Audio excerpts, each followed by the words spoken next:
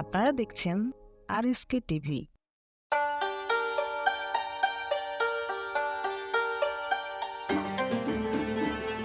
মৃৎশিল্প শব্দটি মৃৎ এবং শিল্প এই দুই শব্দের মিলিত রূপ।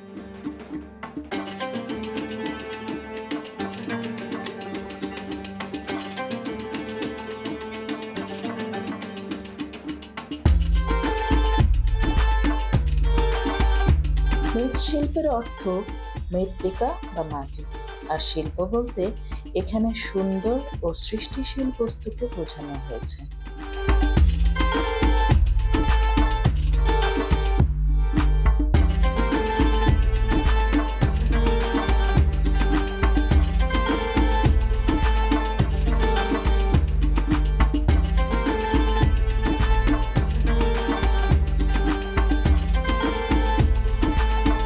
ইংরেজিতে মৃৎশিল্পকে সাধারণত পটারি বা সিরামিক আর্ট নামে অভিহিত করা হয়।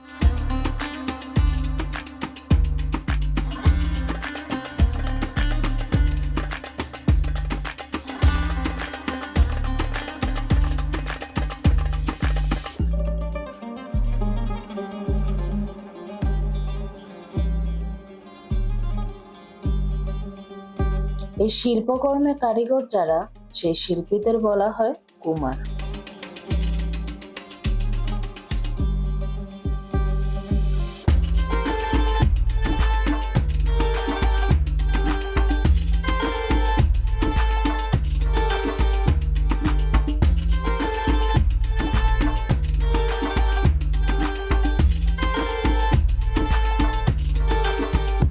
আমাদের দেশের সবচেয়ে প্রাচীন শিল্প হচ্ছে মাটির শিল্প।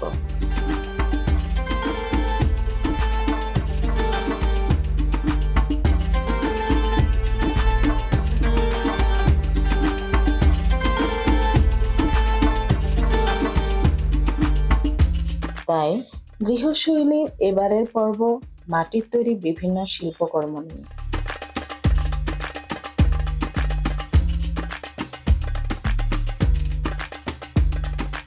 যেখানে রয়েছে বিভিন্ন ধরনের ফুলের টব, শোপিস, দেয়াল চিত্র, মূর্তি, হাঁড়ি, কলসি, থালা বাসন, খেলনা, মাছ, হাঁস সহ নানা রকমের নান্দনিক শিল্পকর্ম।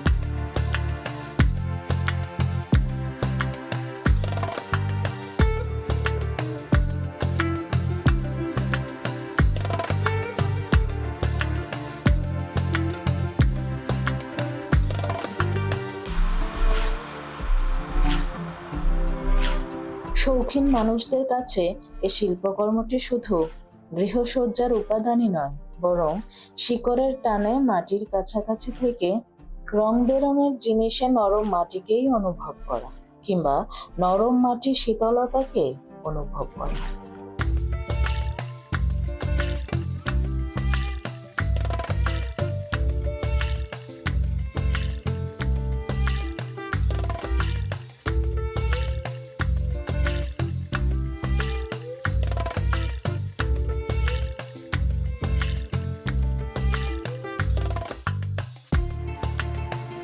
মাটির তৈরি বিভিন্ন দেয়াল চিত্র, কলমদানি, পটারি শুধু ঘরের সৌন্দর্যই প্রকাশ করে না, ব্যক্তি মনের সুগভীর শিল্প সুলভ আভিজাত্যকেও তুলে ধরে।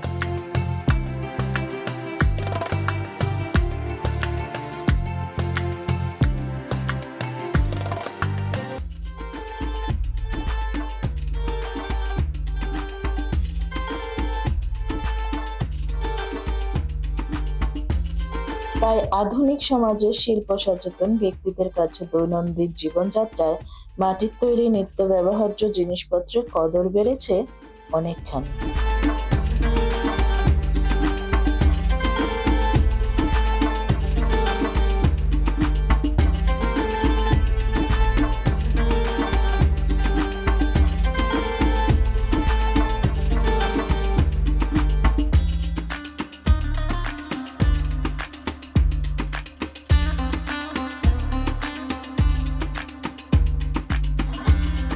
আজকাল বৈশাখী মেলা, গ্রামীণ কিছু মেলায় ঘুরতে গেলে দেখা মেলে পোড়ামাটির কাজ, গৃহস্থালী নিত্য ব্যবহার্য দ্রব্যাদি পুতুল, খেলনা, প্রতিমা, শোপিস সহ অসংখ্য তৈজসপত্র।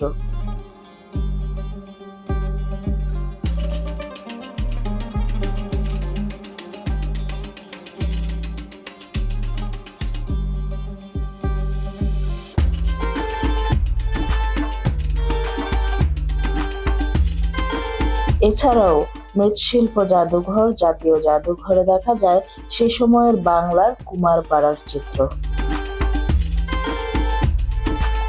দেশের বিভিন্ন স্থান থেকে পাইকারি ব্যবসায়ীরা মাটির তৈরি জিনিসপত্র কম দামে কিনে হাটে বিক্রি করেন। মৃৎশিল্পে মিশে আছে গ্রামীণ বাংলার হাসি, কান্না, সুখ দুঃখের ইতিহাস।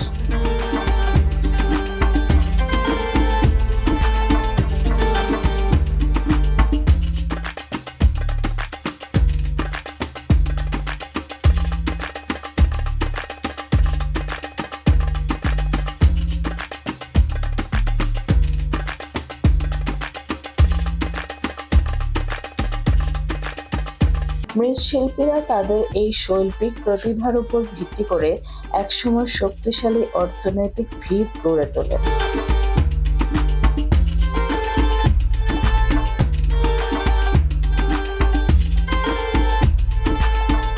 দেশের অর্থনীতি চাঙা রাখতে মৃৎশিল্পের বিকল্প পথ সে সময় ছিল না।